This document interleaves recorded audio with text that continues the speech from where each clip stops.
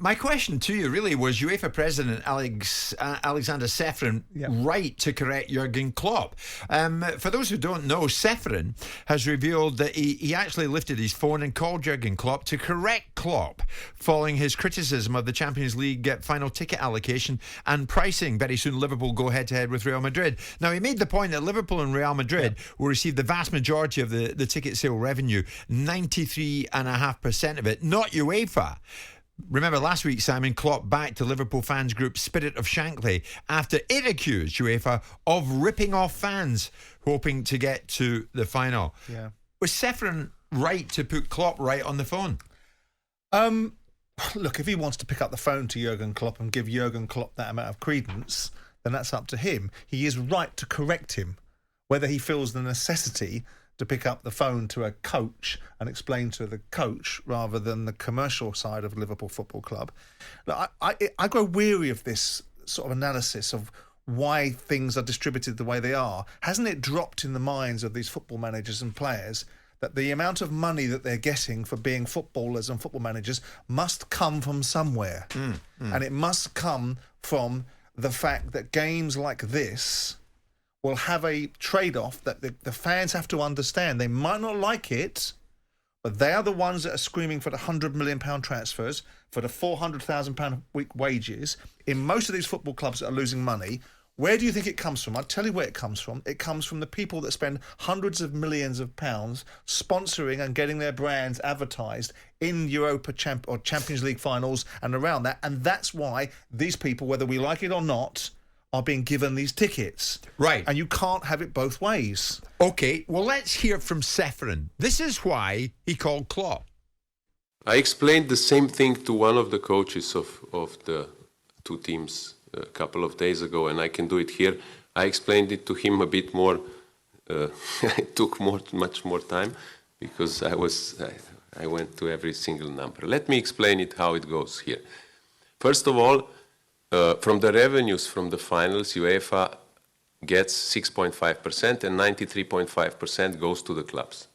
From the other matches, 100% of the revenues goes to the clubs. Fans of both teams get 20,000 tickets each. And if sponsors that pay 100 or more million euros sponsorship, which 93.5% goes to the same clubs, get some tickets. This is part of a contractual obligation that we have.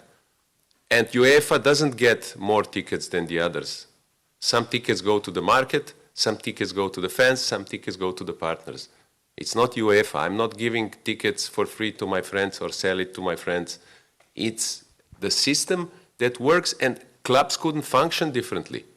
For us, not much would change if all the tickets would be 10 euros. But it would change a lot for the clubs. A lot. See, after listening to that, of course, I think fans should direct their anger towards the clubs, not UEFA. Well, no, they shouldn't direct their anger towards anyone. They should understand the ecosystem of what pays for these players and why things like the European Super League came about. Because no one asks questions about, it's an outrage trying to break up the game. No one says, why do we get to these points? Why are these clubs so greedy? Why is everything why are UEFA so greedy? And why is this so greedy? Because somewhere along the line, by the way, I'm not sure that Ceferin's figures are right, because there's been arguments about how much distribution UEFA actually take and how much they distribute to the clubs. And I don't think it's 6.5% out of all the proceeds that go to UEFA and 93.5%, because there's been some real pushback. And one of the arguments that started about distributions of the monies that were going into the Champions League and how it was carved out was actually, UEFA, are you distributing this properly? Is there not too much money ending up with UEFA? Okay. Ceferin has done the right thing to address it. He's not the hero that people pushed him out to be. I listened to that documentary I was talking about, and he was talking about UEFA being absolutely clean. No, it wasn't. That wasn't. Platini was involved in UEFA, and it wasn't clean at all. And people need to look at these organisations with suspicion. But Jurgen Klopp, if Liverpool and Real Madrid were getting something different than every other finalist has got since the conception of the European Champions League and its current guys, then have something to say.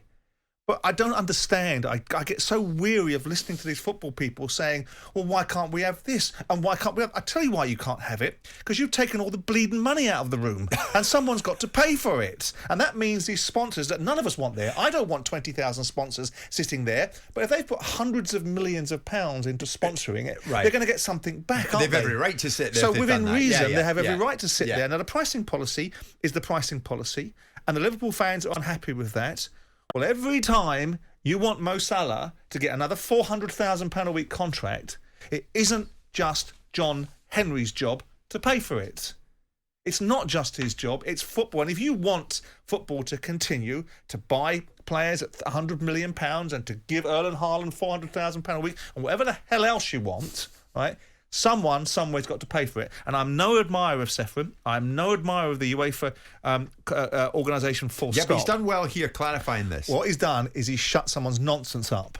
Because Klopp sometimes, as much as I'm an admirer of him, and I think he's great with the press sometimes, when they try to pin him down on COVID last year, he said, I'm not a doctor. What are you asking me for? Go ask a doctor. Sometimes Klopp steers into territories which I think is playing to the gallery. You've got 19,000 fans. That's what you've got. It's the same proportion that every Champions League final has got every single year. So You're getting all the money anyway. Yeah. So get on with it. Get on with it. Yeah. Jim White and Simon Jordan. Monday to Friday mornings from 10 on AM, on DAB, via the talkSPORT app and on your smart speaker. talkSPORT.